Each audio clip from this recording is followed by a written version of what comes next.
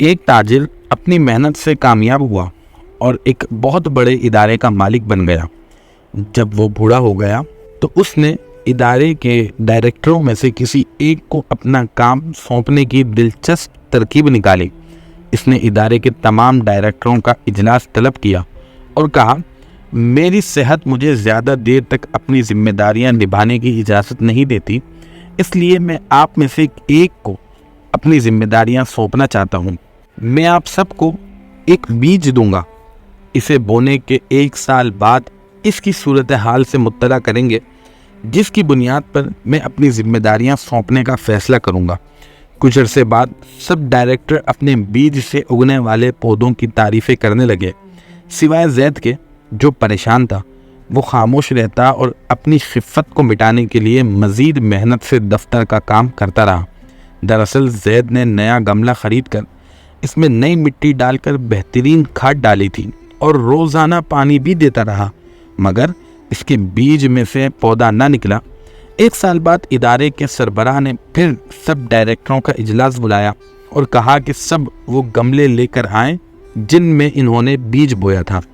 سب خوبصورت پودوں والے گملے کے ساتھ اجلاس میں پہنچے، مگر زید جس کا بیج اگا نہیں تھا وہ خالی ہاتھ ہی اجلاس میں شامل ہوا اور ادارے کے سربراہ سے دور والی کرسی پر بیٹھ گیا۔ اجلاس شروع ہوا تو سب نے اپنے بیج اور اپنے پودے کے ساتھ کی گئی محنت کا حال بتانا شروع کر دیا، اس امید سے کہ اسے ہی سربراہ بنایا جائے۔ سب کی تقاریر سننے کے بعد سربراہ نے کہا، ایک آدمی کم لگ رہا ہے۔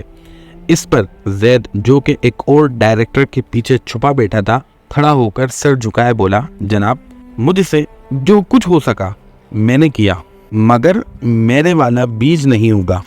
اس پر کچھ ساتھی ہنسے اور کچھ نے زید کے ساتھ ہمدردی کا اظہار کیا۔ چائے کے بعد ادارے کے سربراہ نے اعلان کیا کہ آج کے بعد زید ادارے کا سربراہ ہوگا۔ اس پر کئی حاضرین مجلس کی حیرانی سے چیخ نکل گئی۔ ادارے کے سربراہ نے کہا، اس ادارے کو میں نے بہت محنت اور دیانت داری سے اس مقام پر پہنچایا ہے اور میرے بعد بھی ایسا ہی آدمی ہونا چاہیے، اور وہ زید ہے جو محنتی ہونے کے ساتھ دیانت دار بھی ہے۔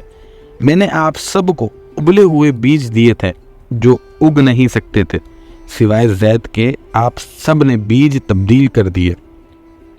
اے بندے، مت بھول کہ جب کوئی نہیں دیکھ رہا ہوتا تو پیدا کرنے والا دیکھ رہا ہوتا ہے، اس لیے دیانت داری کا دامن نہ چھوڑ۔